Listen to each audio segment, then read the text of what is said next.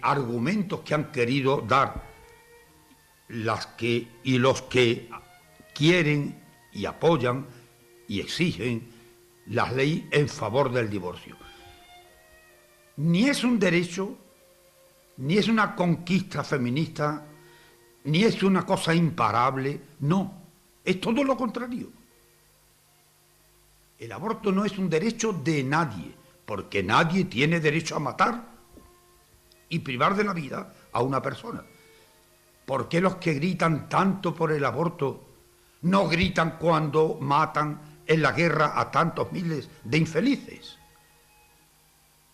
¿Por qué se permite y se calla cuando todos los días oímos y vemos en la pantalla que han matado a tantas y tantas criaturas, a veces niños, muchas veces niños, con esa lucha criminal de pueblos contra pueblos que no conduce a nada porque lo que buscan es el interés personal de cada uno y no el bien de todos? ¿Y qué calladitos se quedan entonces? El aborto no es una conquista, es una desgracia. Y cuando algunos dicen y algunas que por qué la Iglesia se tiene que meter en esto y por qué impone esta doctrina, hay que contestarle, mire usted, muchos siglos antes que existiera la Iglesia, siglos antes de la venida de Cristo al mundo, ya había dos, por lo menos dos, sabios de Grecia muy importantes que dijeron que el aborto era un crimen porque era privar de vida a una criatura. Lo tenemos en la historia y en la ciencia. Los doctores Hipócrates y Galeno, que no eran cristianos, Cristo no había venido todavía a la tierra, eran sabios de Grecia, establecieron que la ética médica impedía la práctica del aborto. La ética médica no es la moral cristiana. No existía el cristianismo porque Cristo no había bajado a la tierra todavía. Y sin embargo ya en el modo de ver, de pensar y de enseñar de estos sabios se entendía perfectamente qué clase de crimen era el aborto. Privar de la vida a una criatura. Y esto después de muchos siglos, la ciencia humana de ahora, no la de antes, la de ahora, la que se está enseñando donde se debe enseñar bien, está claramente demostrado que el ser humano empieza en el momento mismo de la concepción, no un mes después, ni 2 meses después, ni tantas semanas después, en el momento mismo de la concepción. Y por lo tanto, el aborto, sea de un día, sea de un año, es un crimen.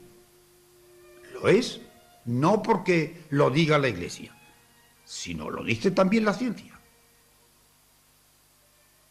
Y si algunos dicen que por qué la Iglesia tiene que decir que no se legalice, también podían decir, ¿y por qué la Iglesia dice que se legalice el crimen, que se legalice el robo, que se legalice tantas otras cosas que se hacen? ¿Por qué no dicen eso? Si hay que legalizar el aborto, ¿por qué no se legaliza el crimen? ¿Y por qué no se legaliza el robo? ¿Y por qué no se legaliza la violación? Y etcétera, etcétera. ¿Por qué ese empeño, esa gritería? Hemos llegado hasta el extremo que en estos días de la Navidad, y ha ocurrido en algunas iglesias, alguna que otra feminista desnuda se ha metido en la misa que se estaba celebrando para protestar de esas leyes del aborto. ¿Hasta dónde llegamos?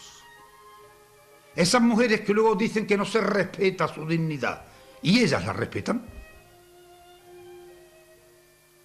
¿Que hacemos discriminación entre mujeres y hombres? Pues no se discriminan ellas solas. ¿Hasta dónde podemos llegar con esta forma?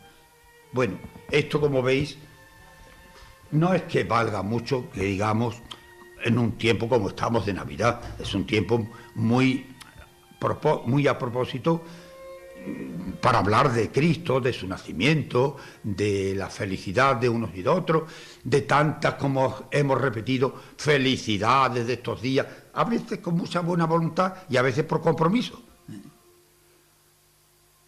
La Navidad ha sido y es un tiempo de alegría para los cristianos y para el mundo en general, pero también de reflexión para todos, de que ese Cristo cuyo nacimiento celebramos y cuya alegría sentimos por ese nacimiento, tiene que traer al mundo la paz que no es la falta de guerra, sino el ejercicio del amor humano y cristiano de unos con otros, el amor a Dios manifestado en la imagen de Dios, que somos los hombres.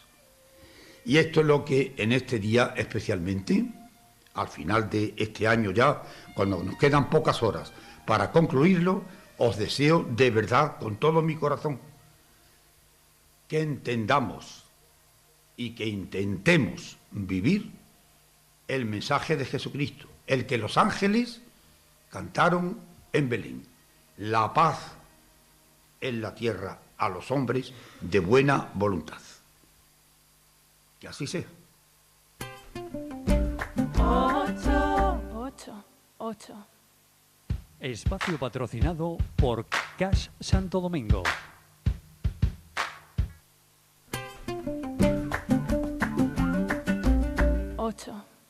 Ocho Andalucía quiere darle las gracias. Según la tercera oleada del Estudio General de Medios, ya somos 600.000 espectadores, con una subida de casi el 20% con respecto a la oleada anterior.